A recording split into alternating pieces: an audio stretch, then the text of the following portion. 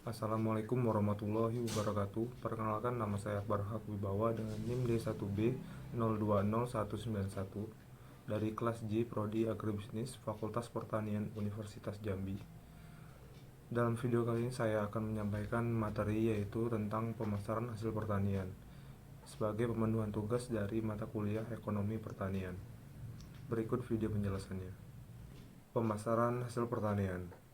Terdapat 4 pembahasan yang akan saya sampaikan, yaitu yang pertama definisi pemasaran, yang kedua fungsi-fungsi pemasaran, yang ketiga saluran pemasaran, dan yang terakhir yaitu peran lembaga pemasaran. Baiklah, yang pertama yaitu definisi pemasaran.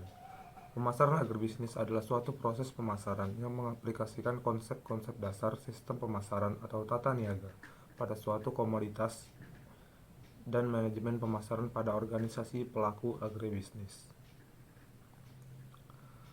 Pemasaran atau tata niaga adalah mencakup segala aktivitas yang diperlukan dalam mengerjakan pemindahan hak milik baik produk maupun jasa dengan mendistribusikannya dari produsen ke konsumen. Dalam hal ini, mencakup serangkaian jasa-jasa dan fungsi-fungsi dalam menjalankan distribusi barang, dagangan dari produsen sampai ke konsumen. Selanjutnya yaitu definisi manajemen pemasaran. Manajemen pemasaran adalah suatu runtutan kegiatan atau jasa yang dilakukan untuk memindahkan suatu produk dari titik produsen ke titik konsumen dengan memperhatikan produk, price, place, and promotion, yang tujuan akhirnya adalah untuk mencapai kepuasan dan loyalitas konsumen dan keuntungan optimum dari perusahaan. Strategi pemasaran dari suatu perusahaan atau organisasi untuk meningkatkan pelanggan merupakan pokok bahasan manajemen pemasaran. Selanjutnya, fungsi-fungsi pemasaran. Dalam proses tata niaga produk pertanian dari produsen hingga konsumen akhir, terjadi peningkatan nilai tambah, baik berupa nilai guna, tempat maupun waktu. Hal ini disebabkan oleh pelaksanaan fungsi produksi sebelum produk pertanian sampai ke konsumen. Fungsi-fungsi pemasaran yang dilakukan oleh lembaga-lembaga pertanian antara lain sebagai berikut. Yang pertama yaitu fungsi pertukaran. Dalam tata niaga produk pertanian, fungsi ini mencakup kegiatan pengalihan hak pemilikan atas produk.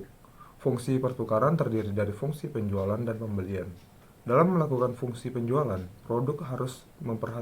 produsen harus memperhatikan kualitas, kuantitas, bentuk, dan waktu yang diinginkan konsumen atau partisipan pasar dari rantai pemasaran berikutnya.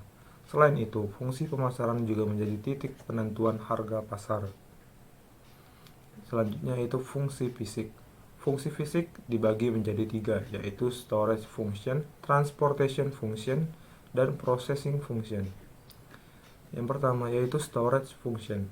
Fungsi penyimpanan merupakan aktivitas yang bertujuan agar produk tersedia dalam volume transaksi yang memadai pada waktu yang diinginkan. Selanjutnya yaitu transportation function. Kegiatan bongkar dan muat termasuk dalam fungsi transportasi. Dimensi ruang tujuan utama transportasi adalah untuk memberikan nilai guna tempat pada suatu produk dengan memindahkannya dari sentra produksi ke sentra konsumsi. Beberapa faktor yang mempengaruhi fungsi transportasi antara lain jarak dan waktu tempuh transportasi ke lokasi produksi, daerah pasar yang dilayani, kualitas dan ukuran produk yang dikemas, bentuk komoditi ketika dipasarkan, jenis dan tipe layanan transportasi yang digunakan. Yang terakhir yaitu processing function. Fungsi ini dicirikan oleh adanya perubahan wujud fisik produk. Biaya transportasi juga erat kaitannya dengan fungsi pengolahan. Fungsi selanjutnya yaitu fungsi fasilitasi. Pada dasarnya, fungsi fasilitasi adalah segala hal yang bertujuan untuk memperlancar fungsi pertukaran dan fungsi fisik. Dimaksudkan fungsi ini dapat menjadi upaya perbaikan sistem tata niaga sehingga efisiensi operasional dan penetapan harga jual dapat tercapai. Yang termasuk dalam fungsi fasilitasi adalah standarisasi dan grading, fungsi pembiayaan, fungsi penanggungan risiko, fungsi informasi pasar, riset pemasaran, dan penetapan permintaan.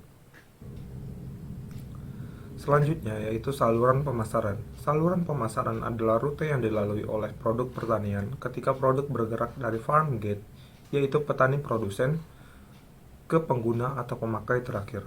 Produk pertanian yang berbeda akan mengikuti saluran pemasaran yang berbeda pula. Untuk umumnya, saluran pemasaran terdiri atas sejumlah lembaga pemasaran dan pelaku pendukung. Panjang pendeknya saluran pemasaran tergantung pada faktor-faktor sebagai berikut. Yang pertama yaitu jarak antara produsen ke konsumen. Yang kedua, jarak cepat tidaknya produk yang ditransaksikan rusak. Yang ketiga yaitu skala produksi. Dan yang terakhir yaitu posisi keuangan lembaga pemasaran yang terlibat. Selanjutnya yaitu peran lembaga pemasaran. Lembaga pemasaran adalah badan usaha atau individu yang menyelenggarakan aktivitas pemasaran, menyalurkan jasa dan produk pertanian kepada konsumen tingkat akhir, serta memiliki jejaring dan koneksitas dengan badan usaha atau individu lainnya. Peran lembaga pemasaran adalah melakukan fungsi-fungsi pemasaran serta memenuhi kebutuhan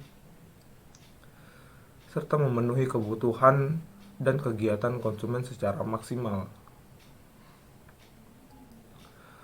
Umumnya, lembaga pemasaran dapat digolongkan menurut penguasaannya terhadap komoditi yang dipasarkan dan fungsi pemasaran yang dilakukan.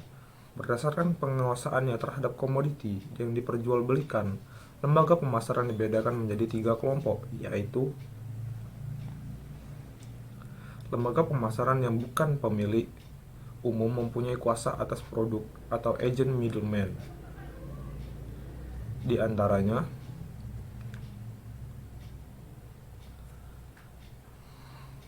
yaitu perantara, makelar atau broker, dan commission agent.